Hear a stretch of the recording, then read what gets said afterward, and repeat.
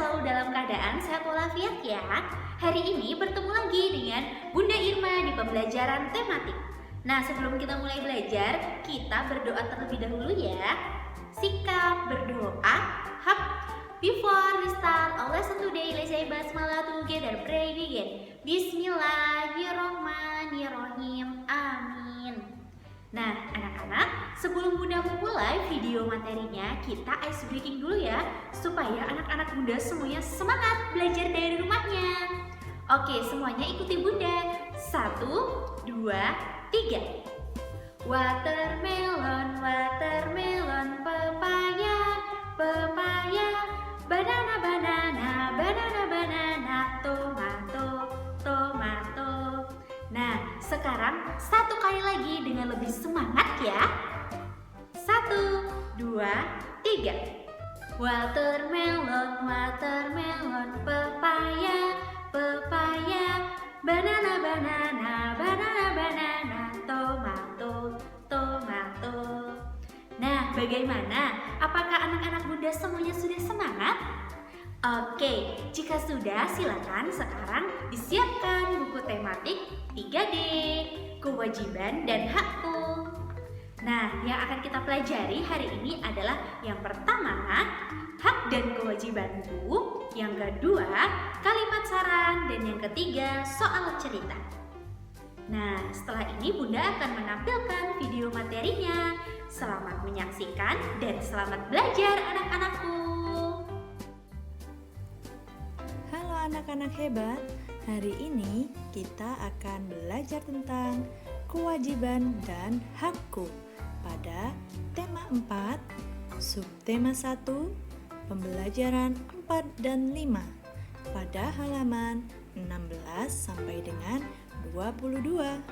Oke, yang akan kita pelajari hari ini adalah kewajiban dan hak, kalimat saran, dan soal cerita. Kita bahas materi yang pertama ya, yaitu tentang kewajiban dan hak. Apa itu kewajiban dan hak? Kewajiban adalah sesuatu yang harus dilaksanakan dengan penuh rasa tanggung jawab. Sedangkan hak adalah sesuatu yang mutlak dimiliki oleh setiap orang dari sejak lahir dan penggunaannya terhitung pribadi masing-masing. Nah, salah satu kewajiban dan hak kita adalah menjaga kesehatan tubuh. Dengan cara yang bagaimana ya? Kewajiban dengan cara wajib menjaga pola makan, wajib bersyukur atas makanan yang tersedia, dan wajib berterima kasih kepada yang menyiapkan makanan. Kemudian, kita berhak mendapatkan makanan yang bergizi, mendapatkan makanan yang bersih, terpenuhi kebutuhan pangannya. Nah, anak-anak dapat membacanya di buku paket pada halaman 16. Nah, selain menjaga kesehatan tubuh, kewajiban dan hak kita adalah menghormati orang tua, yaitu dengan cara kewajiban berpamitan sebelum berangkat ke sekolah, menyayangi orang tua, dan patuh kepada orang tua. Kemudian, hak yang kita dapatkan adalah didoakan oleh orang tua, mendapatkan kasih sayang dari orang tua, dan terpenuhi kebutuhan kita. Anak-anak dapat membacanya pada halaman 19. Selanjutnya kita akan membahas tentang kalimat saran. Kalimat saran adalah kalimat yang berisi saran dalam bentuk nasihat atau himbauan. Contoh kalimat yang termasuk kalimat saran biasanya terdapat kata sebaiknya atau seharusnya. Yuk kita simak contoh kalimat saran berikut ini. Contoh kalimat saran, peristiwanya adalah Ellen tidak mau menghabiskan makanan yang sudah diambil. Maka kalimat saran yang dapat kita buat adalah sebaiknya Ellen menghabiskan makanan yang sudah diambil karena membuang-buang makanan itu tidak baik. Contoh yang kedua adalah peristiwanya adalah Elin membuang sampah sembarangan. Maka kalimat saran yang dapat kita buat adalah seharusnya Elin membuang sampah pada tempatnya supaya lingkungan kita tetap bersih. Nah, anak-anak juga dapat membacanya pada buku paket halaman 17. Baik, kita sampai pada materi yang terakhir, yaitu tentang soal cerita pada halaman 20 sampai dengan 21.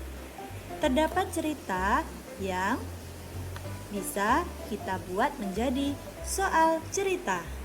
Ceritanya adalah jumlah seluruh buku ada 2.500 yang terdiri dari 1.300 buku pelajaran dan 1.200 buku cerita.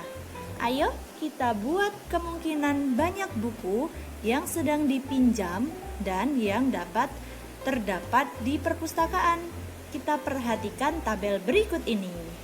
Jumlah buku yang dipinjam ditambah banyak buku di perpustakaan sama dengan hasilnya, yaitu 2.500. Maka pilih bilangan lebih kecil dari 2.500. Misalnya Bunda ambil 900. Maka 2.500 dikurangi 900 hasilnya adalah 1.600.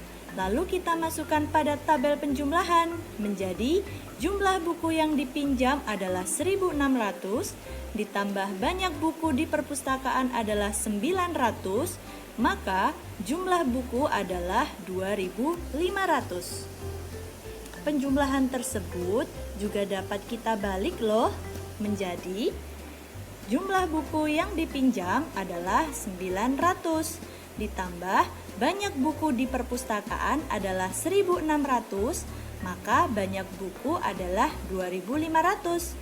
Nah, kita dapat mencari kemungkinan yang lain juga loh.